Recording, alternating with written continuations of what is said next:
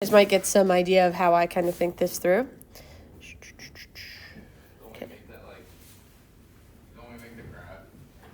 I don't know. I haven't even read the question yet. Oh, okay. The polling agency is investigating the voter support for a ballot measure in an upcoming city election. The agency will select a random sample of 500 voters from one region, Region A of the city. Assume that the population proportion, so that would be a P, who would support the ballot measure in Region A is 0.47.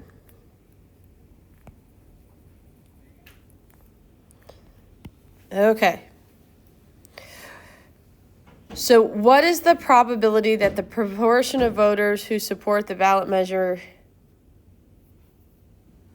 in the sample is greater than 0.5? So guys, when I read that, in my head at least, I'm saying what I'm trying to find is the probability that P hat is greater than 0.5. Does that kind of make sense as decoding and putting it into symbols?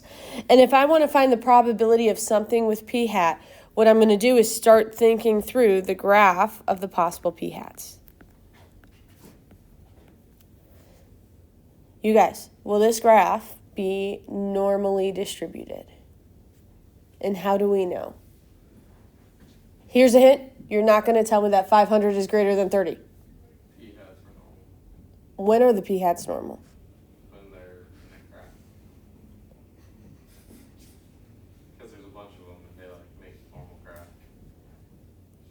Because there's 500 of them. I'm just going to take a swig of my coffee. There's 500 voters. There's only one P hat for those 500 voters, yeah? Why is there 4 on the screen?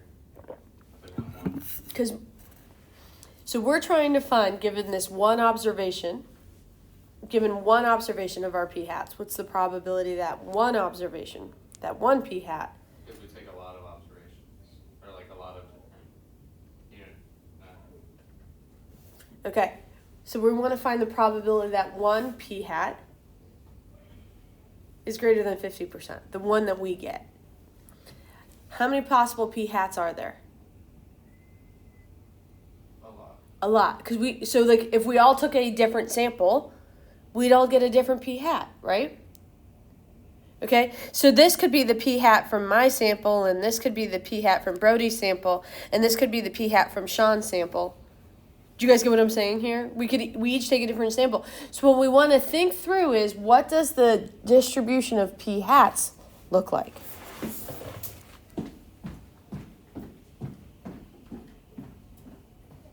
We have formulas for the mean and the standard deviation. What we don't have is formulas for normality. But do you guys remember when we did these, how we checked the normal condition?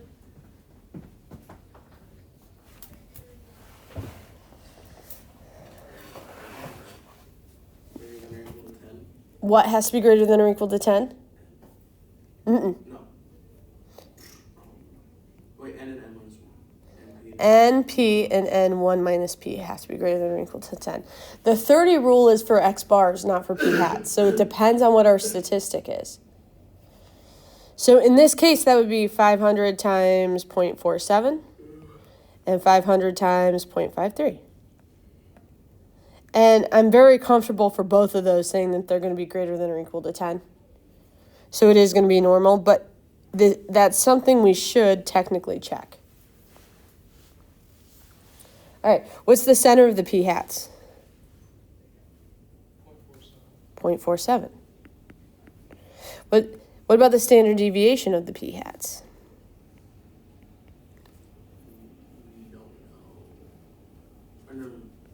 We're going to do 0.47 times 0.53 over 500.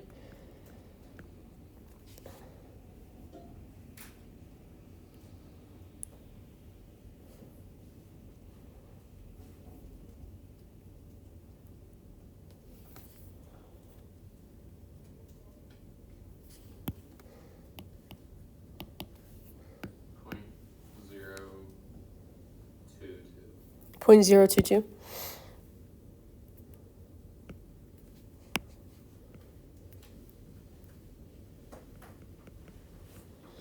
So now we've done all the hard work. The question is, what's the probability that one of the p-hats on this graph is more than 50%? So now we just plot that 50% and shade it to the right. That is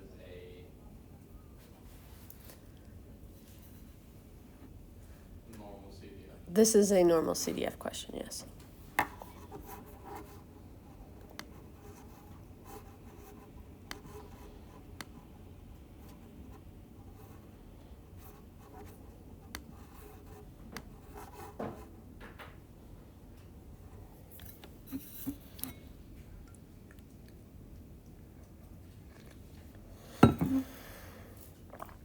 What are we getting?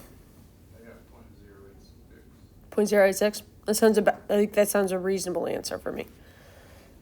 How are we feeling so far? Needing probably, it's not surprising to me you would need a review on the p-hats, the distribution of p-hats. Okay. The polling agency is going to take a different sample from region B of 400 voters. So I'm now going to write this as NB equals 400. And the P from region B is 0.51.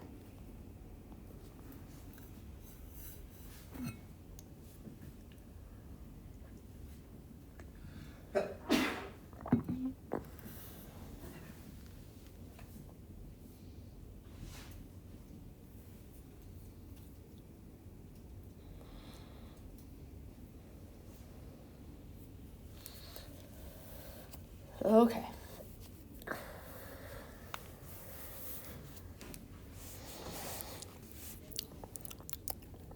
So this was the distribution for A.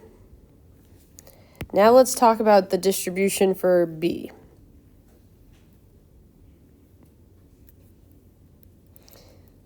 Is it going to be normal?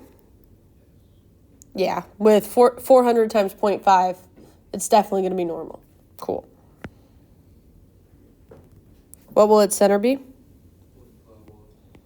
And what will its standard deviation be?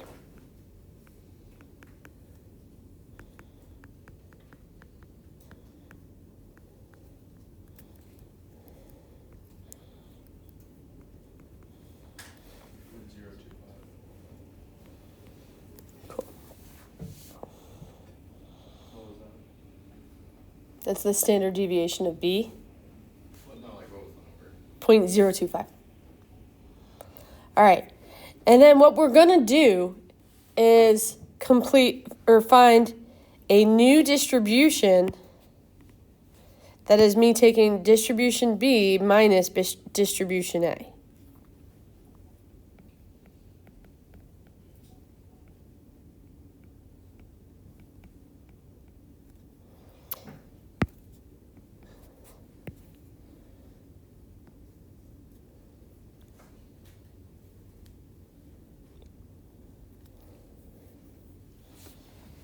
All right.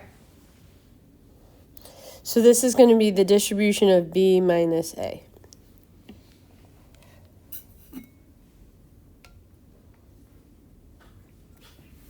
How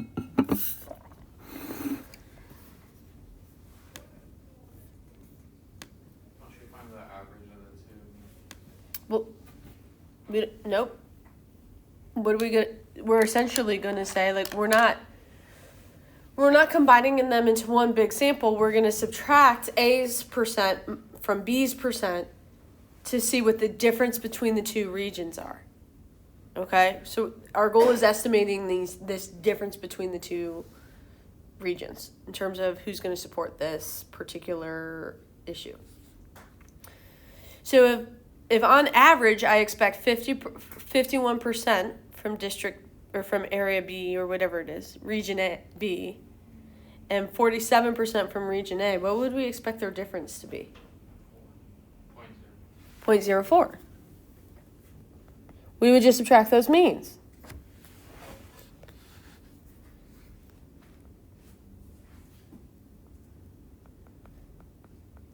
And the standard deviation of those differences, well, this is going to require us to remember something that I'm certain we've forgotten. Are we good?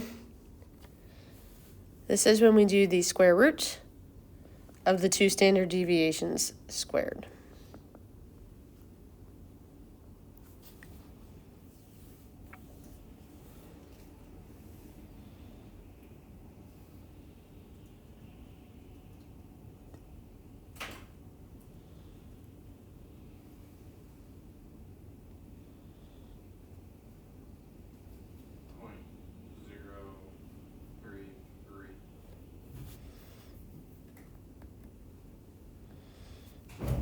Have we just, in this picture, have we described the shape, the center, and the spread of these differences?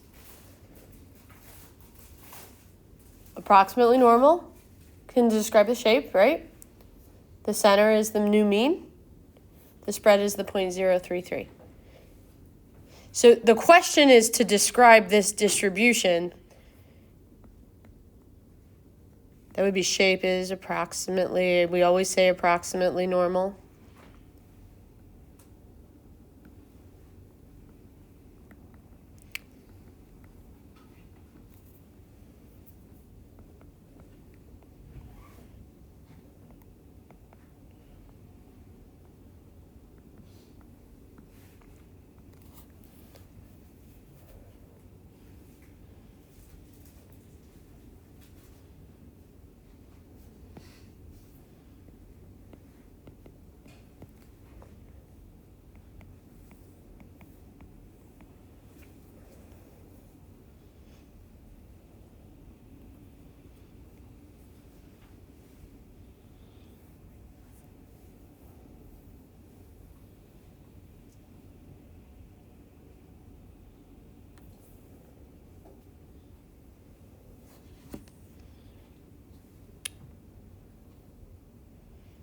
All right. So now what is the probability that the difference between the two samples is more than 0.05? Okay, now, everybody who got a P on this section, I guarantee you, did the same thing.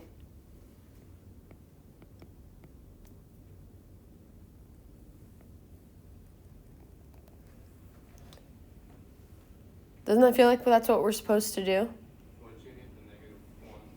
You would have to go on the other side as well. Okay? So you're going to go to negative 0.05 and shade to the left as well. Oh. Why is it not just 5 minus like the 0.05 from the 0.04? Because it's not centered at... Because we're talking about the samples being more than 5% apart, right? This isn't the... These aren't T-scores or Z-scores, right? They're like actual values. And the question isn't about like this is a not the probability. This isn't a two-sample test. This is if I have these two samples, what's the probability they're more than 5% from each other, right? So these are all the possible differences. Right? I don't know if I'm making sense. Essentially, just because the center is 0 doesn't mean just because we're doing both sides doesn't mean it's the equivalent to doing the center being 0 on both sides. Like the two tails aren't going to be equal. It's less likely that A will be bigger by more than 5% than B being bigger by 5%. That's probably the more succinct way of saying it.